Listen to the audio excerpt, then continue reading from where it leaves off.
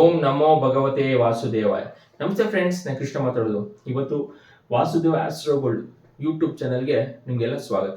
ಇವತ್ತಿನ ಸಬ್ಜೆಕ್ಟ್ ಏನಪ್ಪಾ ಅಂದ್ರೆ ಉಚ್ಚ ಮತ್ತು ನೀಚ ಗ್ರಹ ಮತ್ತೆ ನೀಚಭಂಗ ರಾಜಯೋಗ ಯಾವ ರೀತಿ ನಮ್ಮ ಜಾತಕದಲ್ಲಿ ಸಂಭವಿಸುತ್ತೆ ಅನ್ನೋದು ತಿಳಿಸ್ಕೊಡ್ತಾ ಹೋಗ್ತೀನಿ.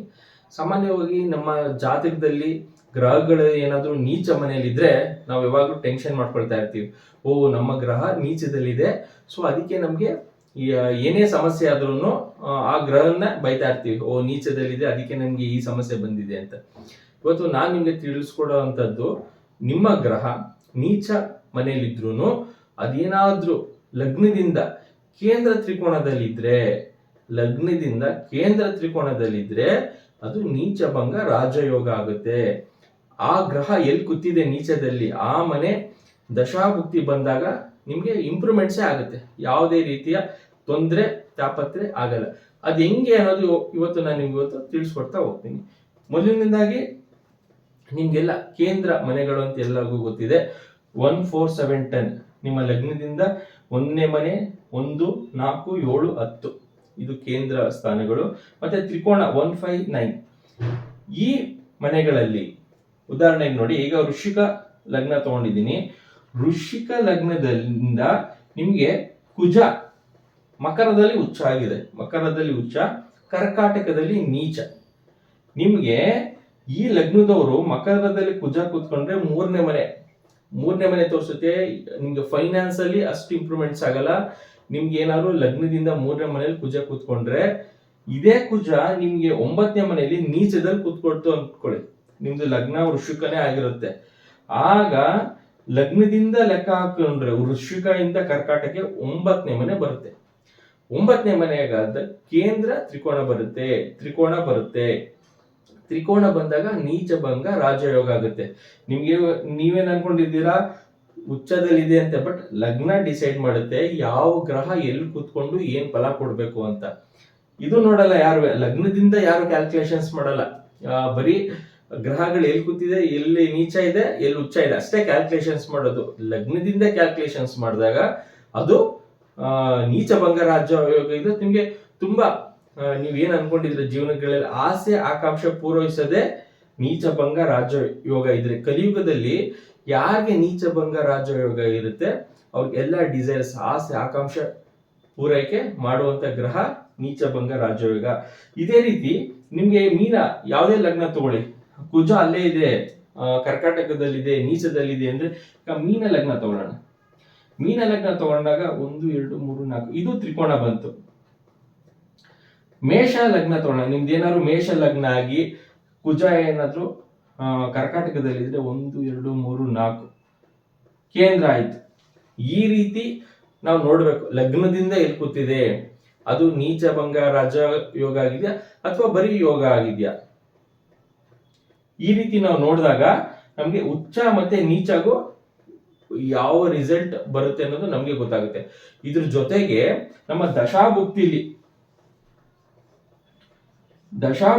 ಕುಜ ಬರಬೇಕು. ದಶಾಭುಕ್ತಿಲಿ ಕುಜ ಬಂದಾಗ ನೀಚಭಂಗ ರಾಜಯೋಗ ಆಗಿದ್ರೆ ನಮ್ಗೆ ಆ ಟೈಮ್ಸ್ ಅಲ್ಲಿ ನೀವ್ ಏನ್ ಅನ್ಕೊಂಡಿರ್ತೀರಾ, ಏನಾದ್ರು ಒಂದು ಸೈಟ್ ಅಪ್ಲಿಕೇಶನ್ಸ್ ಮಾಡಿರ್ತಿರೋ ಅಥವಾ ಏನಾದ್ರು ಒಂದು ಒಳ್ಳೆ ಕೆಲಸ ನೀವು ಓಡಾಡ್ತಿದ್ರೆ, ಮನೆ ಕಟ್ಟಬೇಕು ಮತ್ತೆ ಏನಾದ್ರೂ ಒಂದು ಅಭಿವೃದ್ಧಿ ಆಗುವಂತ ಕೆಲಸ ನೀವು ಪ್ರಯತ್ನ ಪಡ್ತಿದ್ರೆ ಈ ಟೈಮಿಂಗ್ಸ್ ಅಲ್ಲಿ ಆಗ್ಬಿಡುತ್ತೆ. ನೀವು ನೀಚದಲ್ಲಿದೆ ಸೊ ನನಗೆ ಪ್ರಾಬ್ಲಮ್ಸ್ ಕೊಡುತ್ತೆ ಅಂತ ತಿಳ್ಕೊಳ್ಳೋದು ಬೇಡ. ನಿಮ್ಗೆ ನೀಚದಲ್ಲಿದ್ರು ಅದು ನೀಚಭಂಗ ರಾಜಯೋಗ ಆಗಿ ನಿಮ್ಗೆ ಒಳ್ಳೆ ಫಲಿತಾಂಶನೇ ಕೊಡುತ್ತೆ. ಸೊ ಈ ರೀತಿ ಯೋಚನೆ ಮಾಡೋದು ಬೇಡ. ನನ್ನ ಜಾತಕದಲ್ಲಿ 3 ಗ್ರಹ ಹುಚ್ಚಾಗಿದೆ, 4 ಗ್ರಹ ಹುಚ್ಚಾಗಿದೆ ಅನ್ನೋಕ್ಕಿನ್ನ ಎಷ್ಟು ನೀಚ ಮನೇಲಿ ಕೂತಿದೆ ಮತ್ತೆ ನೀಚಭಂಗ ರಾಜಯೋಗ ಆಗಿದೆ ಅನ್ನೋದು ತಿಳ್ಕೊಳ್ಳಿ. ಇವತ್ತಿಂದ ಅದು ತಿಳ್ಕೊಂಡಾಗ ನಿಮ್ಗೆ ಅರಿವಾಗುತ್ತೆ ಯಾವ ಗ್ರಹನ ನಾವು ಪ್ರೇ ಮಾಡ್ಬೇಕು, ಯಾವ ಮಂತ್ರನ ನಾವು ಪಠಿಸಿದ್ರೆ ಜೀವನದಲ್ಲಿ ಒಳ್ಳೇದಾಗುತ್ತೆ. ನಾವು ಏನಾಗಿದೆ ಅಂದ್ರೆ ಸುಮ್ನೆ ಮೇಲ್ಮೇಲೆ ತಿಳ್ಕೊಂಡಿದೀವಿ. ಜ್ಯೋತಿಷ್ಯದಲ್ಲಿ ಯಾವುದು ಕೆಟ್ಟ ಗ್ರಹ ಇದೆ, ನಮಗ ಜಾತಕ ಲಗ್ನದಿಂದ ಯಾವುದು 8ನೇ ಮನೆ 12ನೇ ಮನೆ ಇದೆ, ಆ ಮನೆಗಳಿಗೆ ಮಂತ್ರ ಪಠನೆ ಮಾಡಿ ಅಂತ ಕೆಲವೊಬ್ರು ಹೇಳ್ತಾರೆ. ಸೊ ನಮಗೆ ನೆಗೆಟಿವ್ ಆಗ್ತಾ ಇರುತ್ತೆ. ನಾನು ಹೇಳುವಂತದ್ದು ಈ ರೀತಿ ಯೋಚನೆ ಮಾಡ್ಬೇಕಾಗುತ್ತೆ. ನಾವು ಜೀವನಗಳಲ್ಲಿ ಜ್ಯೋತಿಷ್ಯ ತಿಳ್ಕೊಳ್ತೀವಿ ಅಂದ್ರೆ ಡೆಪ್ತ್ ಆಗಿ ತಿಳ್ಕೊಂಡು ಈ ರೀತಿ ಯೋಚನೆ ಮಾಡ್ಬೇಕು. ಸುಮ್ಮನೆ ಖುಷಿ ಪಡಿಸೋದಲ್ಲ. ನಿಮ್ಮ ಜಾತಕದಲ್ಲಿ 4 ಉಚ್ಚವಾಗಿದೆ ಗ್ರಹಗಳು, ನೀಚ ಆಗಿದೆ ಅಂತ, ನಿಮ್ಗೆ ನೀಚ ಭಂಗ ರಾಜ್ಯನೇ 2-3 ಇರ್ಬೋದು ಕಾಂಬಿನೇಷನ್ಸ್ ಅಲ್ಲಿ. ನೀವು ಜೀವನ ಪರ್ಯಂತ ಬೈತಾ ಇರ್ತೀರ ನನಗೆ ನೀಚ ಆಗಿದೆ ಅಂತ. ಸೊ ಇದು 9 ಗ್ರಹಗೂ ಎಫೆಕ್ಟ್ ಆಗುತ್ತೆ. ನಾನು ಬರೀ ಕುಜನ ತಗೊಂಡು ಎಕ್ಸಾಂಪಲ್ ಎಕ್ಸ್ಪ್ಲೇನ್ ಮಾಡ್ತಾ ಇದ್ದೀನಿ. ಇದೇ ರೀತಿ 9 ಗ್ರಹನು ಚೆಕ್ ಮಾಡಿ. ಸೂರ್ಯ, ಚಂದ್ರ, ಕುಜ, ಬುಧ, ಗುರು, ಶುಕ್ರ, ಶನಿ, ರಾಹು, ಕೇತು ಇಷ್ಟನ್ನು ಉಚ್ಚ ನಿಮ್ದೊಂದು ನೀವೇ ಒಂದು ಬುಕ್ಕಲ್ಲಿ ಬರ್ಕೊಂಡು ಉಚ್ಚ ಎಷ್ಟಿದೆ, ನೀಚ ಎಷ್ಟಿದೆ ಅಂತ ಫಸ್ಟ್ ಬರ್ಕೊಳ್ಳಿ. ಬರ್ಕೊಂಡ್ಮೇಲೆ ನಿಮ್ಮ ಲಗ್ನ ಯಾವ್ದು ಚೆಕ್ ಮಾಡ್ಕೊಳ್ಳಿ. ಆ ಲಗ್ನದಿಂದ ಕೌಂಟ್ ಮಾಡಿ. ಉಚ್ಚನ ಬಿಟ್ಟೇ ಬಿಡಿ, ಉಚ್ಚ ಗ್ರಹನ ಬಿಟ್ಬಿಡಿ. ನೀವು ಜಾಸ್ತಿ ತಲೆ ಕೆಡಿಸ್ಕೊಬಿಡಿ. ಕಲಿಯುಗದಲ್ಲಿ ಜಾಸ್ತಿ ಉಚ್ಚ ಗ್ರಹ ಇದ್ರೆ ನೀವೇನು ಆಸೆ ಆಕಾಂಕ್ಷೆ ಪೂರೈಸಲ್ಲ. ನೀಚ ಇದ್ರೆ ನಿಮ್ಗೆ ತುಂಬಾ ಯಾವುದೇ ಒಂದು ಕೆಲಸ ಮಾಡ್ಬೇಕು ಅಂದ್ರೆ ತುಂಬಾ ಎನರ್ಜಿ ಕೊಡುವಂಥದ್ದೇ ನೀಚ ಭಂಗ ರಾಜಯೋಗ ಇದ್ರೆ. ಬರ್ಕೊಂಡ್ಮೇಲೆ ಅಲ್ಲಿಂದ ಕೌಂಟ್ ಮಾಡಿ ಎಷ್ಟು ಗ್ರಹಗಳು ನೀಚದಲ್ಲಿದೆ, ಮತ್ತೆ ನೀಚ ಭಂಗ ರಾಜಯೋಗ ಆಗಿದೆ ಎಷ್ಟು ಅಂತ ಕೌಂಟ್ ಮಾಡ್ಕೊಳ್ಳಿ. ಆ ಗ್ರಹದ ದಶಾಭುಕ್ತಿ ಬಂದಾಗ ನಿಮ್ಗೆ ಒಳ್ಳೆ ರಿಸಲ್ಟ್ ಸಿಗುತ್ತೆ. ಇದ್ರ ಜೊತೆಗೆ ಕಾಂಬಿನೇಷನ್ಸ್ ಅಲ್ಲಿ ಏನಾದ್ರೂ ನೀವು ಅನ್ಕೊಂಡಿರೋದು 2ನೇ ಮನೆ 11ನೇ ಮನೆ ಇದ್ದಾಗ, 2, 11 ಇದ್ದಾಗ ಕಾಂಬಿನೇಷನ್ಸ್ ಅಲ್ಲಿ ನೀವು ಏನ್ ಅನ್ಕೊಂಡಿದ್ರೋ ಅದಕ್ಕೆ ಡಬಲ್ ಬರುವಂತದ್ದು ದಶಾಭುಕ್ತಿನೂ ನಾವು ನೋಡ್ತೀವಿ. ಇದು ಫಸ್ಟ್ ದಶಾಭುಕ್ತಿ, ಇದು ಸೆಕೆಂಡ್ ಲೆವೆಲ್ ಅಲ್ಲಿ. ನೀಚ ಭಂಗ ರಾಜಯೋಗ ಆಡ್ ಅಪ್ ಆಗುತ್ತೆ. ಆ ದಶಾಭುಕ್ತಿಗೆ ಯಾವ ಗ್ರಹ ಎಲ್ಲಿ ಕುತ್ಕೊಂಡು ನೀಚ ಭಂಗ ಇದೆ ಅದು ಆಡ್ ಅಪ್ ಮಾಡುತ್ತೆ. ಆಗ ನಿಮ್ಗೆ ಒಳ್ಳೆಯ ಫಲಿತಾಂಶ ಸಿಗುತ್ತೆ. ಇದು ಒಂದೇ ಗ್ರಹಕ್ಕೆ ನಾನು ಹೇಳಿದ್ದೀನಿ. ಇದೇ ರೀತಿ 9 ಗ್ರಹನು ನೀವು ಒಂದು ಪೇಪರ್ ಅಲ್ಲಿ ಬರೆದು ಚೆಕ್ ಮಾಡಿ ಎಷ್ಟು ಗ್ರಹಗಳು ನೀಚದಲ್ಲಿದೆ. ಅದು ದಶಾಭುಕ್ತಿ ಅಂತರ್ಭುಕ್ತಿ ಬಂದಾಗ ನಿಮಗೆ ಒಳ್ಳೆ ಫಲಿತಾಂಶ ನೀಡೋದಂತೂ ಖಂಡಿತ. ಯಾವುದೇ ರೀತಿ ಯೋಚನೆ ಬೇಡ, ನನಗೆ ನೀಚದಲ್ಲಿದೆ ಅಂತ ಮೈಂಡಲ್ಲಿ ಇದ್ರೆ ತೆಗ್ದಾಕಿ. ಉಚ್ಚ ಇದ್ರೆ ಏನೂ ಇಲ್ಲ. ನಿಮ್ಗೆ ಎಷ್ಟೊಂದು ಜನ ನೋಡ್ತಾರೆ, ಸರ್ ನನ್ಗೆ 4 ಗ್ರಹ ಉಚ್ಚದಲ್ಲಿದೆ, 5 ಇದೆ ಅಂತ ಹೇಳ್ತಾರೆ. ಸೊ ಆ ರೀತಿ ಏನು ನಿಮ್ಗೆ ರಿಸಲ್ಟ್ ಸಿಗಲ್ಲ, ಆದ್ರೂ ಕಷ್ಟ ಅನುಭವಿಸ್ತಾ ಇರ್ತೀವಿ ಅಂತ ಹೇಳ್ತಾರೆ. ಇದಕ್ಕೆ ಕಾರಣ ಕಲಿಯುಗದಲ್ಲಿ ನೀಚ ಇದ್ರೇನೆ, ನೀಚ ಭಂಗ ರಾಜಯೋಗ ಇದ್ರೇನೆ ನಿಮ್ಮೆಲ್ಲ ಆಸೆ ಆಕಾಂಕ್ಷೆ ಪೂರೈಸ್ತಾ ಇರುತ್ತೆ. ಕಾಂಬಿನೇಷನ್ಸ್ ಅಲ್ಲಿ 11ನೇ ಮನೆ ಯಾವುದು ಇಟ್ಟಾಗಿದೆ ಅನ್ನೋದು ನೋಡಿ, ಅದು ತುಂಬಾನೇ ಇಂಪಾರ್ಟೆಂಟ್ ಆಗುತ್ತೆ. ಅದ್ರ ಜೊತೆಗೆ ಈ ಗ್ರಹಕ್ಕೆ ನೀಚಭಂಗ ರಾಜಯೋಗ ಎಲ್ಲಿ ಕೂತಿದೆ ಆ ಗ್ರಹಕ್ಕೂ ನೀವು ಹೆಚ್ಚು ಮಂತ್ರ ಪಠನೆ ಮಾಡಿದ್ರೆ ನಿಮ್ಗೆಲ್ಲ ಆಸೆ ಆಕಾಂಕ್ಷೆ ಈಡೇರುತ್ತಾ ಹೋಗುತ್ತೆ. ಇಷ್ಟು ಉಚ್ಚ ಮತ್ತು ನೀಚ ಗ್ರಹ, ಅದ್ರ ಜೊತೆ ನೀಚಭಂಗ ರಾಜಯೋಗ ಯಾವ ರೀತಿ ಆಗುತ್ತೆ, ಕೇಂದ್ರ ತ್ರಿಕೋಣದಿಂದ ನೀಚಭಂಗ ರಾಜಯೋಗ ಸಂಭವಿಸುತ್ತೆ. ಇದನ್ನ ತಿಳ್ಕೊಳ್ಳಿ. ಲಗ್ನ ಯಾವ್ದು ತಿಳ್ಕೊಳ್ಳಿ. ನಿಮ್ದು ಬರೀ ಚಂದ್ರ ಎಲ್ಲಿದೆ ಅಂತ ಅಲ್ಲಿಂದ ಕೌಂಟ್ ಮಾಡಕ್ ಹೋಗ್ಬೇಡಿ. ಚಂದ್ರನಿಂದ ಕೌಂಟ್ ಮಾಡಿದ್ರೆ ಅದು ಕರೆಕ್ಟ್ ಅಸ್ಟ್ರಾಲಜಿ ಅಲ್ಲ, ಕರೆಕ್ಟ್ ಜ್ಯೋತಿಷ್ಯ ಅಲ್ಲ. ನಿಮ್ದು ಯಾವುದೇ ಜ್ಯೋತಿಷ್ಯ, ನಿಮ್ದು ಪ್ರತಿಯೊಂದು ಎಜುಕೇಶನ್ ಆಗ್ಲಿ, ಮ್ಯಾರೇಜ್ ಆಗ್ಲಿ ಲಗ್ನದಿಂದನೇ ನೋಡ್ಬೇಕು. ನಿಮ್ದು ಲಗ್ನದಿಂದ ಕಾಂಬಿನೇಷನ್ಸ್ 7ನೇ ಮನೆ ಬಂದ್ರೇನೆ ಮ್ಯಾರೇಜ್ ಆಗುತ್ತೆ.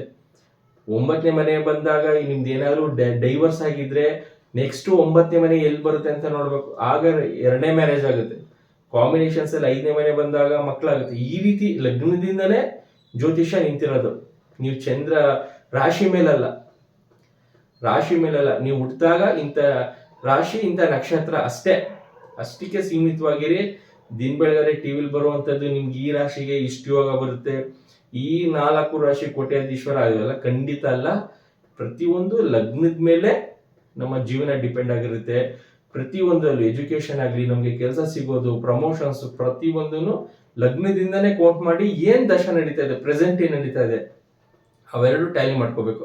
ಅವೆರಡು ಟ್ಯಾಲಿ ಮಾಡ್ಕೊಂಡು ನೆಕ್ಸ್ಟ್ ಈ ರೀತಿ ಉಚ್ಚ ಗ್ರಹಗಳೆಲ್ಲಿದೆ, ನೀಚ ಯಾವ್ದಾಗಿದೆ, ನಮ್ ದಶ ಯಾವ್ದು ನಡೀತಾ ಇದೆ ಅದನ್ನ ಲಿಂಕ್ ಮಾಡ್ಕೋಬೇಕಾಗುತ್ತೆ. ಹಂಗ್ ಲಿಂಕ್ ಮಾಡ್ಕೊಂಡು ನಮ್ಮ ಈ ಪ್ರೆಸೆಂಟ್ ನಾವು ಏನ್ ಪ್ರಾಬ್ಲಮ್ ಅಲ್ಲಿ ಸಿಗಾಕೊಂಡಿದೀವಿ ಅದನ್ನ ಚೆಕ್ ಮಾಡ್ಬೇಕು. ಯಾಕಂದ್ರೆ ನಿಮ್ಗೆ ಅಷ್ಟು ಯೋಗ ಇದೆ, ಇಷ್ಟು ಯೋಗ ಇದೆ, ನೀವು ಕೋಟ್ಯಾಧೀಶ್ವರ ಅಂದ್ರೆ ಇಲ್ಲ ಸರ್ ನನ್ನ ಹತ್ರ ₹1 ದುಡ್ಡಿಲ್ಲ ಅಂತ ಹೇಳ್ತಾರೆ ಎಷ್ಟೊಂದ್ ಜನ. ಯಾಕಂದ್ರೆ ಇದಕ್ಕೆ ಸಮಸ್ಯೆ. ಯಾಕಂದ್ರೆ ಉಚ್ಚದಲ್ಲಿ ಇದೆ ಅಂತ ಅವ್ರಿಗೆ ಖುಷಿ ಪಡಿಸಿರ್ತಾರೆ, ಅಲ್ಲಿ ಉಚ್ಚದಲ್ಲಿ ಯಾವ ರೀತಿ ಫಲಿತಾಂಶ ಬಂದಿರಲ್ಲ. ನಿಮ್ಗೆ ಲಗ್ನದಲ್ಲಿ ವೃಶ್ಚಿಕ ಲಗ್ನ ಆಗಿದ್ರೆ 3ನೇ ಮನೆಯಲ್ಲಿ ಕುಜ ಇದ್ರೆ ಏನ್ ಪ್ರಯೋಜನ, ಅದೇ ನಿಮ್ಗೆ ನೀಚದಲ್ಲಿ ಇದ್ರೆ ತುಂಬಾ ಲಾಭ. ಈ ರೀತಿ ಕಾಂಬಿನೇಷನ್ಸ್ ನಾವು ನೋಡ್ಬೇಕಾಗುತ್ತೆ ಜ್ಯೋತಿಷ್ಯದಲ್ಲಿ. ಬರೀ ಮೇಲ್ನೋಟಕ್ಕೆ ನೋಡಿ ಖುಷಿ ಪಡುವಂತದಲ್ಲ, ಡೆಪ್ತ್ ಆಗಿ ಅದು ಅನಲೈಸಿಸ್ ಮಾಡಿದಾಗ ನಮಗೆ ನಿಜವಾದ ಜ್ಯೋತಿಷ್ಯ ಏನು ಅಂದ್ರೆ ನಮ್ಗೆ ಅರ್ಥ ಆಗುತ್ತೆ. ಮತ್ತೆ ನಾವು ತಿಳ್ಕೊಳ್ಳೋದ್ರಿಂದ ನಮ್ಮ ಫ್ಯೂಚರ್ ಇನ್ನೊಂದು 4 ಜನಕ್ಕೆ ಹೇಳೋದ್ರಿಂದ ಅದು ಒಳ್ಳೇದೇ ಆಗುತ್ತೆ. ಯಾವುದೇ ರೀತಿಯ ಈ ರೀತಿ ಸುಳ್ಳು ಹೇಳೋಕ್ಕಿಂತ ಒಳ್ಳೆ ವಿಚಾರ ತಿಳ್ಕೊಂಡು 4 ಜನಕ್ಕೆ ಒಳ್ಳೆ ವಿಚಾರ ತಿಳಿಸೋಣ.